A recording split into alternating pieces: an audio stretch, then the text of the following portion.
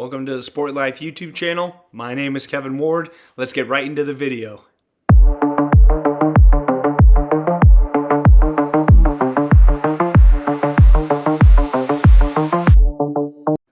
So, breaking news out of the NFL. Myles Garret is going to the Los Angeles Rams. And as I think a lot of people thought would also happen, A.J. Brown is going to the New England Patriots. Let's start off with the Garrett trade, right? That one has massive ramifications for both sides. The Browns get a 2027 first and a really good class. They get Jared Verse, edge rusher, who they're hoping can be a part of their younger core and build going forward. They also get a second-round pick and a third-round pick in later years. It's funny because, the Browns have been doing this dance forever, man. They've had good players. Trade them away, gotten picks, they go into the draft, and, sometimes we walk away from the Browns draft thinking, they might turn around. They made some great picks, and yet they're still the Browns. But you understand why you had to do it. This is kind of the max value you felt like you could get. I'm curious if you could have gotten 2 first-round picks. But Jared Verse is a very good player, so to get a first on top of it, a high, young, impact player, and you get some other high-end picks, that's a pretty good deal to get back if you're the Cleveland Browns. It makes all the sense in the world. Myles Garret goes and tears his knee or he gets hurt. There goes his trade value, and he's only getting older. Sorry. He's only getting older, so, it makes all the sense in the world for the Browns to make this pivot.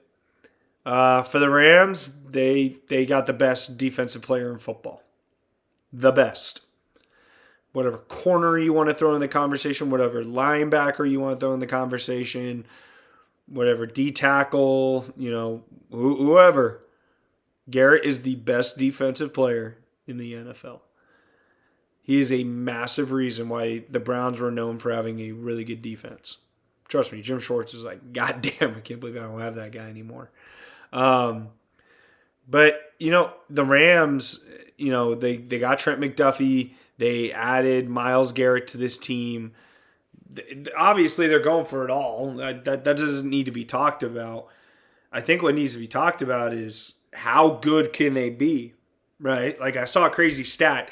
Last year, so from the players they have now the leader in sacks, leader in pass yards, leader in passing touchdowns, leader in catches, and the leading touchdown scorer from last year, all on one team.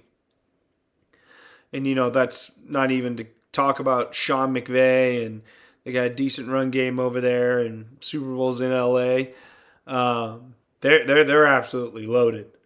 Garrett's going to be a monster. And, that D-line's nothing to sneeze at either. Braden Fisk and Byron Young, Poona Ford, Kobe Turner, they're going to be awesome. That D-line is going to be incredible. It might be the best D-line in football. That's just that, and they were good already, but Garrett is so dominant. I think any good defensive line he goes to, they become the best defensive line in football. And that's hard to say considering that, the Texans have an awesome D-line. I think the Eagles still have a pretty good D-line. But when you add a player of his magnitude, it completely changes everything. The Rams are going to be tough to beat, man, because stylistically, they're going to be so hard to match up because they're going to put points. As long as Stafford's healthy, that's the key to this whole thing. Is if Stafford's healthy, they're going to be absolutely electric. Stafford's putting up points with Puka and Devontae and Kyron and Blake and their assortment of tight ends. And it's when this trade happened, it got me thinking. I was like, what could they have done if they had drafted just somebody else with the 13th pick? They could have splurged and got Mekhi Lemon, went and got, Kenyon Sadiq or whoever. They could have went a bunch of different ways, right? But they still went Ty Simpson. But imagine what they could even look like if they just went the other way. It just went all in, which is absolutely horrifying. As a Niners fan, it's not going to be fun to watch this guy because he's an absolute monster. He just is. Um, the Rams, they've been the NFC favorite. They're now the Super Bowl favorite, and I don't think it's close. Again, they were so close to beating Seattle in Seattle to go to the Super Bowl, and now you add the biggest game wrecker who set the sack record to a really good defense that's now gotten better on the back end, right? They didn't just add McDuffie, they added Jalen Watson too. So they addressed their biggest need, which is obviously pass defense, because now you got the edge rusher to put pressure on the quarterback, and you got really good corners to cover downfield. Again, tip my cap to Les Snead. He's been one of the better GMs in all of football. He just did it again. I know the saying with the Rams is forget them picks, or the other word you're thinking of. But yeah, this makes all the sense in the world. Matt Stafford's, towards the end of his career, he's still playing lights out. Devontae Adams was towards the end of his career. He's still playing at an elite level. You got to go for this thing. You got to go for a Super Bowl. We'll see how it turns out. I think, the natural thought of things is like, if the Rams don't win, is it worth it? And I don't think like if they lose this year, it's like, oh, it was a horrible trade. It's Myles freaking Garrett. Unless Myles Garrett like gets hurt and like just doesn't play a whole lot for the Rams in his career, it's still going to be a really good trade. Myles Garrett's going to be awesome no matter what. I mean, it would take something incredibly catastrophic for you to say this is a bad trade for the Rams. Myles Garrett's first ballot Hall of Famer.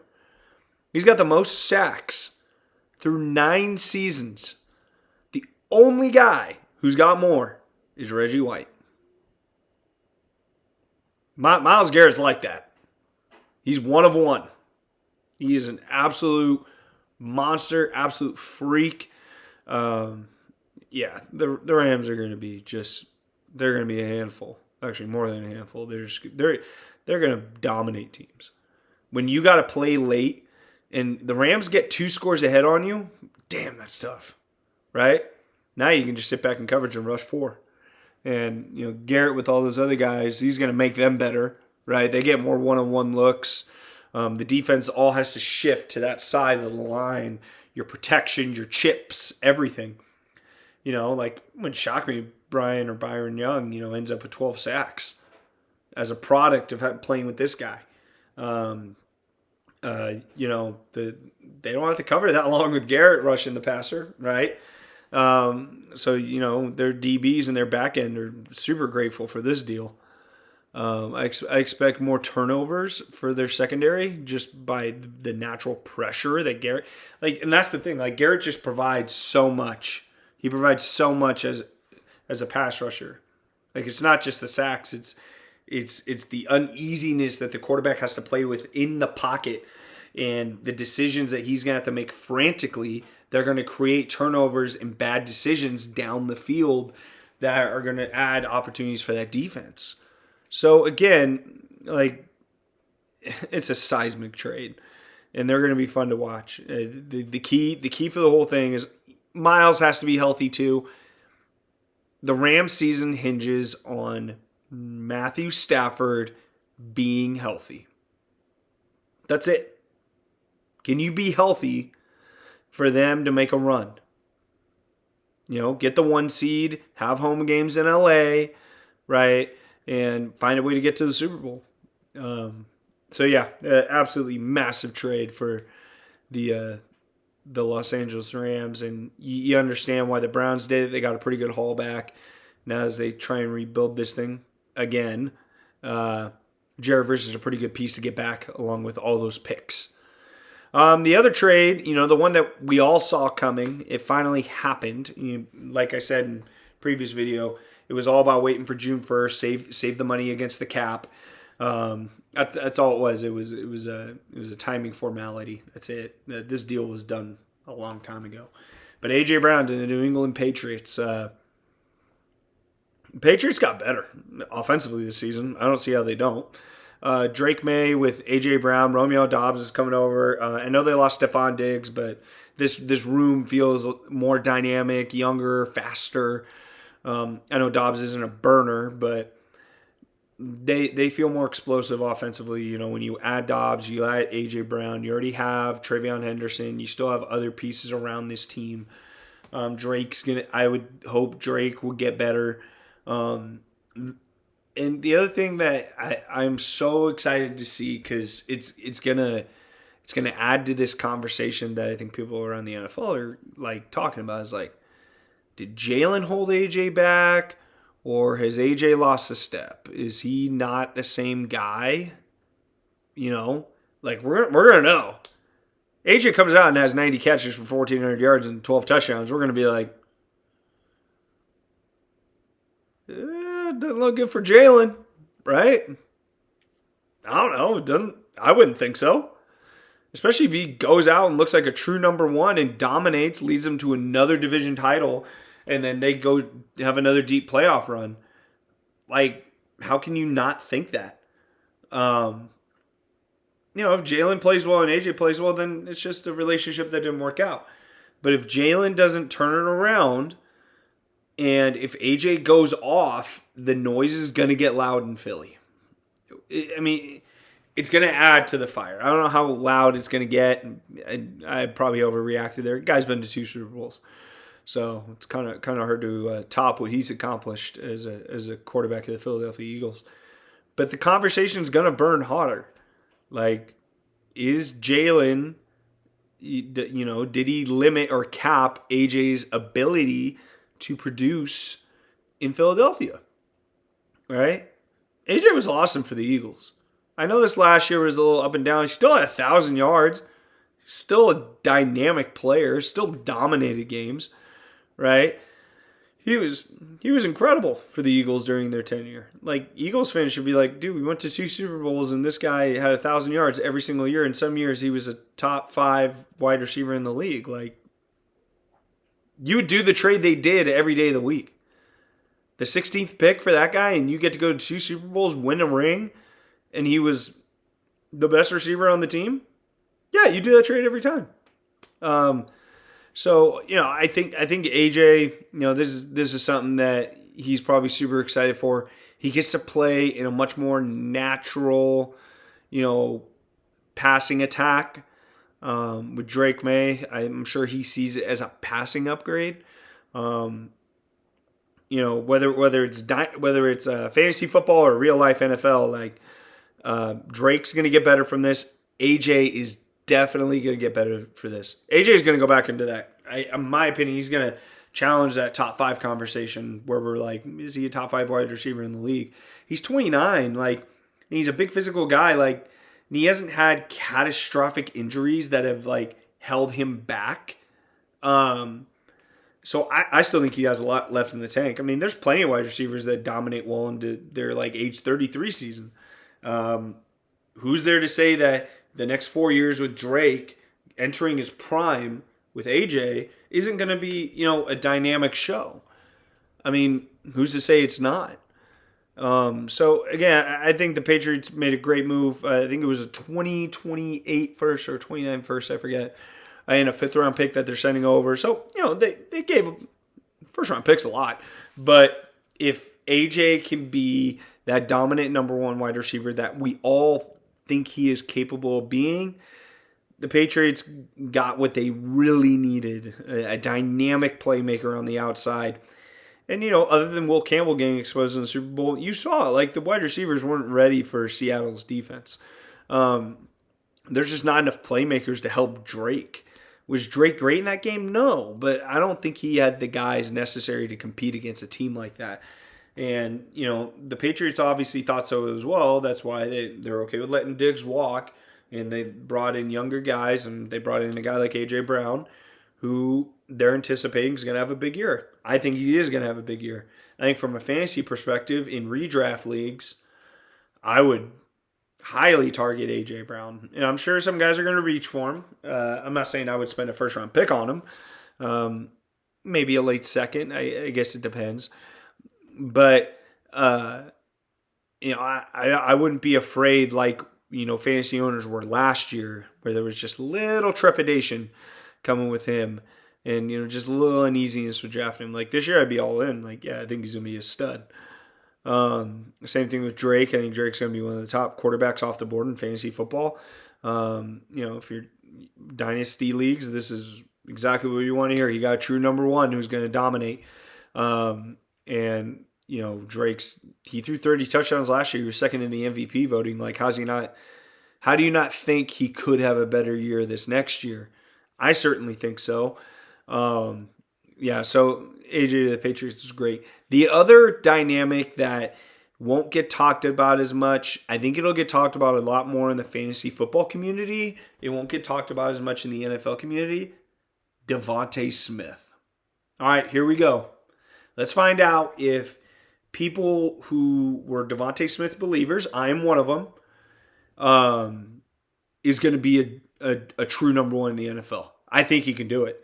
I think there's plenty of instances where AJ's out and Devontae delivers. One game that strikes me is the Eagles playoff game against the Buccaneers where they got eliminated, but Devontae dominated that game. AJ was hurt, he didn't play, and Devontae was unguardable. He's fast, he's tough, he's physical. I mean, he's a little guy, but he's physical. Like, he'll battle with you. His technique is so sound. He's got great hands. He's so savvy. He's such a smart football player. And he's in his prime. Like, this is it. This is when he's going to have the best years of his career. And, again, like, his supporting cast around him, right, is you got Myles Garret, who probably is going to get an uptick for this year. I think he's going to have a pretty decent year. Jalen trusts him a lot. Rookie Eli Stowers, rookie Mekhi Lemon, Dontavian Wicks, Hollywood Brown, and again, all those guys after Goddard, Jalen has not thrown a pass to. There's no familiarity. There's no chemistry. You don't know how they're going to look. Maybe they do look good. I don't know. But the guy that he is, again, think about it this way. A quarterback who likes to play it safe, who likes to play conservative, who likes to, not make poor decisions, he's going to go to the guy he trusts the most. It wouldn't surprise me if Devontae Smith ends up with 140 targets. Yeah, I don't think that's crazy. 140 targets for Devontae Smith? Absolutely. He's going to play all over the field, I think. I think they're going to move him around. I don't think, Devontae is, going to play one position. I think they're going to use him a little bit kind of like they did at Alabama. I think they're going to move him around the field and find a bunch of different ways to get the ball in his hands. Outside of Saquon, he is the most dynamic playmaker they have on the field. And I am so excited to see if he can really deliver. And not to say he hasn't been a great receiver for the Eagles. He has been. He's been really, really, really good. I think it's just opportunity. And, I think that's it. I think it's just opportunity. Well, here it is. We're going to see. Right? So I'm really excited about that. I'm a big Devontae Smith fan, NFL or fantasy. I don't care. I'm not an Eagles fan, but I just really like Devontae Smith, and I'm excited to see what he is truly capable of as the undisputed number one wide receiver. If you want to say he was the undisputed one as a rookie, come on. Jalen wasn't Jalen yet, and Devontae was still learning in the NFL.